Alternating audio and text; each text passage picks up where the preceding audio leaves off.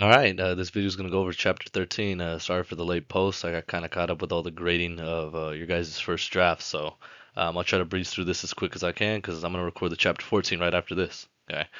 So what is a public policy? Really simple. Policy is just going to be a rule. You see them all over the place. There's policies for this classroom, there's policies at school, policies at your place of work, and then obviously policy within American government are going to be known as what we call laws. So you should know what these examples are, know what a policy is. Pretty simple.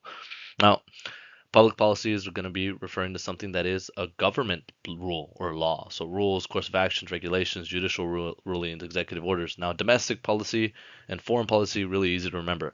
Domestic policy is laws or rules that affect people within the country of America. Foreign policy is going to be international relations. So it's going to be interacting with multiple nations. So domestic policy, an example of that would be like the drinking age being 21.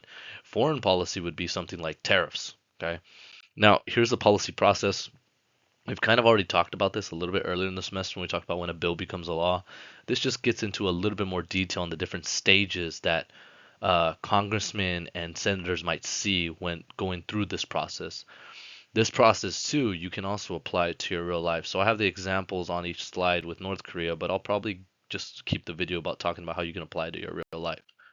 First step, whenever you have an issue, is going to be problem recognition. Okay, so you have to recognize where the problem is coming from, that a problem even exists, and this is the first step. Okay, now society or government is really good at recognizing problems, or even you in your own personal life can be good at recognizing a problem, but we're not really too good at pushing it forward past this. So like the example I give for government obviously is like Kim Jong Un and North Korea, they're increasing missile tests. Okay, this is an old paper I wrote around like 10 years ago, and it was putting the United States and um, allies of the United States in danger. So I recognize there's a potential problem. In your personal life, it might be something like, oh, well, I'm having an issue with like, I'm tired every day. Okay. So you recognize, hey, I might have to do something about me being tired every single day. The next thing is agenda setting. Okay. So you have to put it on a to do list because you have to decide, all right, this is when I'm going to fix it. Okay. Now, it's really easy for a policy to move to this stage once again.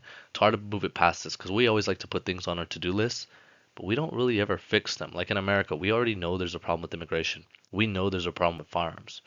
Do we do anything about it? Not really. It just kind of stays on America's to-do list, okay? In your personal life, I like the to-do list. It's always like your guys' clothes in your room. Like a lot of you guys right now probably have a big old pile sitting on like on the side of your bed, and then when it's time for you to go to bed, you move it to your desk or like your chair or something in the room, and you always say, "Oh, I'm gonna put them away. I'm gonna put them away," and then you're like, you get halfway through the basket, and you're like, nah, it's not even worth it at this point. I'll wash them, and then I'll put everything away, and it just kind of stays on your to-do list all the time. Another SpongeBob reference right here. Policy formulation. That's the former CEO of TikTok. So this is the brainstorming period. This is where you try to figure out what is the best plan of action. Now, usually this is where we see the most arguing. So if you remember earlier in the semester, this is when committees come into place and they try to pre-negotiate and they try to figure out, okay, this is kind of the direction that we want to go in. Here's what we think would work, what shouldn't work.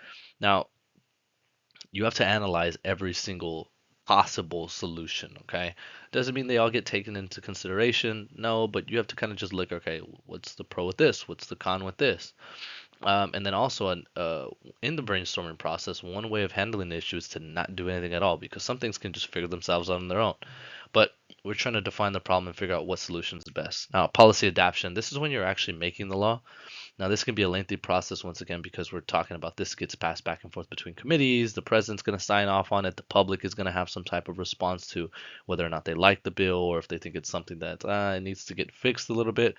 During the policy adoption stage, we look at three things. We looked at how effective this could be, what the cost is going to be, and if it's feasible. Feasibility means like, is it actually possible? Can we like get this done? Like everyone always suggests with firearms, oh, the firearm problem's easy. All we have to do is just take everyone's firearms away. Is it actually possible? Not really. That also has a high cost, but if you were able to get it done, it would be highly effective. Okay, so we're looking for something that's highly effective, low cost, and has a high feasibility. Now, policy implementation. This is where we put the plan into play. Now, there's some problems with this though, and I want to say a best example to give you right now in the real world is actually with ICE. There are unclear policies on what like the solution is supposed to be or what we're actually out there like what is the whole point of this change that was made. There's not always a clear chain of command and there's some resistance to the people or from the people because they don't really like that this change has taken place, or maybe it wasn't what we thought it was going to be. I think ICE fits all three of these problems with implementation right now. So obviously, with ICE, the whole goal was to what? We were trying to deport people who are violent criminals. Okay, has that been the case where we're just deporting those types of people? No, and this is where people are kind of having this resistance or pushback. There's been a little bit unclear on like, where can ICE show up to, like where can't they, who's in charge, like what can they cover their faces, can like it's just there's a lot of gray area there. This is where we have a potential issue most of the time when it comes to policy implementation, so sometimes we have to go kind of back to the drawing board. But only when we get to this stage, okay, we have to evaluate whether or not that change was good or bad, okay? If it was good, obviously, we're going to say, hey, it was a success. There's data that supports it. Individuals are happy in society. And public opinion says, hey, we notice a big difference going on.